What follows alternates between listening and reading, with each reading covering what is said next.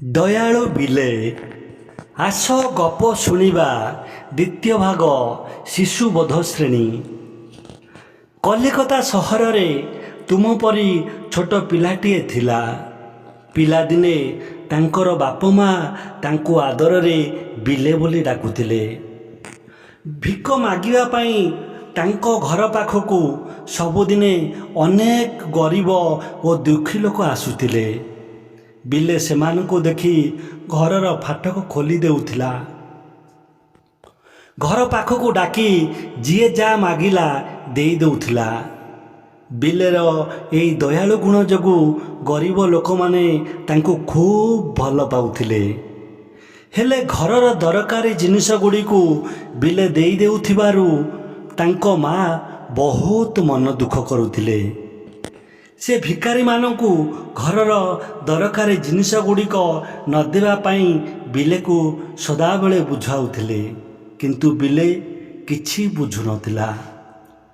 ଦିନେ ବିଲେର ମା ବ୍ୟସ୍ତ ହୋଇ ବିଲେକୁ ଘରର ଉପର ମହଲାକୁ ଡାକି ନେଇ ବିଲେକୁ ସେଇ ଘର ଭିତରେ ରଖି ବାହାରୁ ତାଲା ପକାଇଦେଲେ। ବିଲେ ଯେତେବେଳେ ଡାକିଲା କବାଟ ଖୋଲିଲେ ନାହିଁ। କିଛି ସମୟ ପରେ ଜଣେ ଭିକାରୀ ଆସି ଭିକ ମାଗିଲା। ବିଲେ ତା ଡାକ ଶୁଣି ଝରକା ଫାଙ୍କରେ ତଳକୁ ଚାହିଁଲା। ଭିକାରୀଟି ଖଣ୍ଡେ ଚିରା ଲୁଗା ପିନ୍ଧିଥିଲା। ସେ କିଛି ଘୋଡ଼ାଇ ହୋଇନଥିଲା, ଶୀତରେ ଥରୁଥିଲା। ଭିକାରୀଟିର କଷ୍ଟ ଦେଖି ବିଲେ ମନରେ ବହୁତ ଦୁଃଖ ହେଲା। ସେ ମାଙ୍କର ବାକ୍ସ ଖୋଲି ନୂଆ ଚାଦରଟିଏ ବାହାର କଲା। ଝରକା ଫାଙ୍କରେ ଆସି ଭିକାରୀଟିର ହାତରେ ଚାଦରଟିକୁ ବଢ଼ାଇ ଦେଲା। ଭିକାରୀଟି ବିଲେର ଦୟାଳୁ ଗୁଣ ଦେଖି ଖୁବ୍ ଖୁସି ହେଲା। ଚାଦରଟିକୁ ଘୋଡ଼ାଇ ହୋଇ ମନ ଖୁସିରେ ଚାଲିଗଲା। ଏହି ଦୟାଳୁ ପିଲାଟି କୋଉ ସାଧାରଣ ବାଳକ ନଥିଲା। ଆଚ୍ଛା ପିଲାମାନେ, ଏହି ବାଳକଟିର ନାଁ କିଏ କହିପାରିବ? ସିଏ ଆଉ କେହି ନୁହେଁ, ସାରା ବିଶ୍ୱରେ ପରିଚିତ ବିଶ୍ୱବିଜୟୀ ସ୍ୱାମୀ ବିବେକାନନ୍ଦ ଭାବରେ ପରିଚିତ ହେଲେ।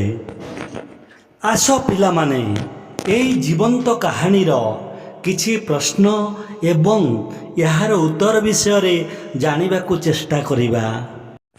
ଆଚ୍ଛା ପିଲାମାନେ, ପ୍ରଶ୍ନ ନମ୍ବର 1, ବିଲେ ଉପରେ କାହିଁକି ଗରିବ ଦୁଃଖୀ ରଖି ଓ ଭିକାରୀମାନେ ବହୁତ ଖୁସି ହେଉଥିଲେ?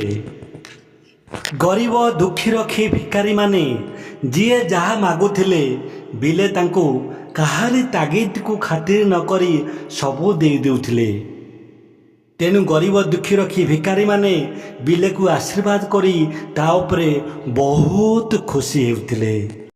ଏହାର ପରବର୍ତ୍ତୀ ପ୍ରଶ୍ନ ବା ପ୍ରଶ୍ନ ନମ୍ବର 2, ବିଲେ ଉପରେ କାହିଁକି ମା ବିରକ୍ତ ହେଉଥିଲେ? ଆନ୍ସର, ବିଲେ ଘରର ଦରକାରୀ ସାମଗ୍ରୀକୁ ସମସ୍ତଙ୍କୁ ଦେଇ ଦେଉଥିବାରୁ ବିଲେର ମା ବିଲେ ଉପରେ ବହୁତ ବିରକ୍ତି ହେଉଥିଲେ।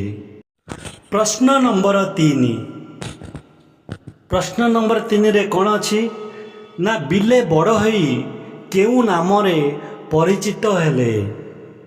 ଏହାର ଆନ୍ସର ବା ଉତ୍ତର, ବିଲେ ବଡ଼ ହୋଇ ସ୍ୱାମୀ ବିବେକାନନ୍ଦ ଭାବରେ ସାରା ବିଶ୍ୱରେ ସୁପରିଚିତ ହେଲେ।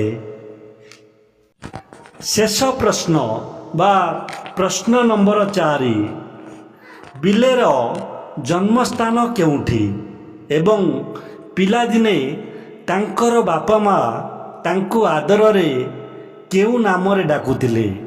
ଆଚ୍ଛା ପିଲାମାନେ, କେଉଁ ନାମରେ ଡାକୁଥିଲେ? ଏହାର ଉତ୍ତର, ବିଲେର ଜନ୍ମସ୍ଥାନ କଲିକତା ସହରରେ ଏବଂ ପିଲାଦିନେ ତାଙ୍କର ବାପା ମା ତାଙ୍କୁ ଆଦରରେ ବିଲେ ନାମରେ ଡାକୁଥିଲେ। ଏବେ ତ ସମୟ ଆସିଛି ଆଗାମୀ ଅଧ୍ୟାୟରେ ଏକ ସୁନ୍ଦର ବିଷୟବସ୍ତୁକୁ ନେଇ ଆପଣମାନଙ୍କ ସହିତ ପୁନର୍ବାର ସାକ୍ଷାତ ହେବ।